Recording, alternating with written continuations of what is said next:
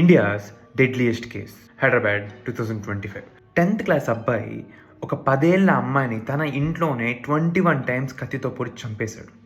ఎందుకు? ఇక్కడ మనకి 3 అన్ఆన్సర్డ్ క్వశ్చన్స్ ఉన్నాయి. ఫస్ట్, అసలు ఎవరికి తెలియకుండా సహస్ర వాళ్ళ ఇంటికి ఎలా వెళ్ళాడు? సెకండ్, అసలు చంపాలి అనే మోటివ్ ఎక్కడి నుంచి వచ్చింది? థర్డ్, 10th క్లాస్ అబ్బాయికి ఇంత నాలెడ్జ్ ఎక్కడిది? సో పోలీస్ వంశీని అడిగిన ఫస్ట్ క్వశ్చన్, ఎందుకు చంపావని. దానికి వంశీ చెప్పిన రీజన్ విని అందరు షాక్ అయిపోయారు. వంశీ అండ్ సహస్ర వాళ్ళ తమ్ముడు అభి ఇద్దరు ఒకే ఏరియాలో ఆడుకునేవాళ్ళు. సో అభి దగ్గర ఎంఆర్ఎఫ్ బ్యాట్ ఉండేది. అది వంశీ అడిగాడు, అభి ఇవ్వను అన్నాడు. సో దానివల్ల ఇద్దరికి గొడవ అయింది. ఆ గొడవ పెద్దదయ్యింది. ఎలా అయినా ఈ బ్యాట్ సంపాదించాలి అనే ఒక ఈగోతో వాళ్ళ ఇంట్లోకి వెళ్ళి ఆ బ్యాట్ తీసుకురావాలని చెప్పి 1 month ప్లాన్ చేశాడు. అండ్ యూజువల్గా వంశీ ఈ ఓటీటీలో ఎక్కువ క్రైమ్ షోస్ చూస్తున్నట్టుగా ఇన్వెస్టిగేషన్లో తెలిసింది. సో అలా ఈ నోట్స్లో ప్లాన్ రాసుకున్నాడు. ఇక్కడి వరకు ఓకే.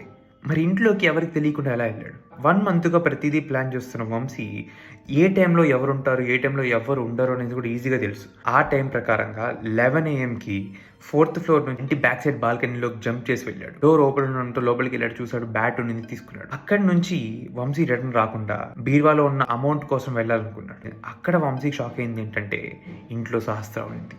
మరేం చేశాడు? తెలియకుండా బీరువా దగ్గరికి వెళ్ళిపోయాడు. బీరువా ఓపెన్ చేస్తే ఆ సౌండ్ వచ్చి సహస్ర వెనక్కి వచ్చి చూసింది. ఆ షాక్తో సహస్ర గట్టిగా అరిచేసింది. అక్కడి నుంచి ఎలానైనా తప్పించుకోవాలని చెప్పి వంశీ పరిగెత్తాడు.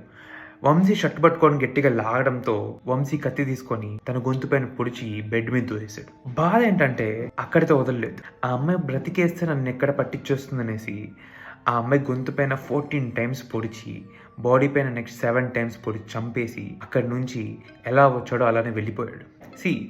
చంపింది యాక్సిడెంట్ అని చెప్పినా ఇంటికి వెళ్ళింది ఇంటెన్షన్తోనే వెళ్ళాడు. ఒకవేళ గ్యాస్ లీక్ చేసి వంశీ రిటర్న్ అయ్యింటే ఇంటికి వచ్చిన ఫస్ట్ పర్సన్ లేకపోతే ఎంతమంది వచ్చినా వాళ్ళు బ్రతికుంటారో లేదో కూడా తెలియదు. సో పోలీస్ వంశీ మైనర్ కాబట్టి చైల్డ్ హోమ్కి పంపించారు. ఎప్పుడైతే మేజర్ అవుతాడో అప్పుడు ఈ కేసు నెక్స్ట్ ప్రొసీడింగ్స్కి వెళ్తాయి. అండ్ లాస్ట్, ఇక్కడ పిల్లాడిది ఎంత తప్పు ఉందో పేరెంట్స్ది కూడా అంతే తప్పు ఉంది. మన పిల్లలు a sort of content consume చేస్తున్నారు అనేది మనం మానిటర్ చేస్తూనే ఉండాలి. ఆ చిన్న చిన్న దొంగతనాల దగ్గరే వంశీ వాళ్ళ పేరెంట్స్ మందలించుంటే ఇంతవరకు వచ్చేవాడు కాదు. ఒక బ్యాట్ వల్ల ఒక అమ్మాయి ప్రాణం తీసేవాడు కాదు. ఇంకా అలాంటివి తెలుసుకోవాలనుకుంటే ప్లీజ్ ఫాలో.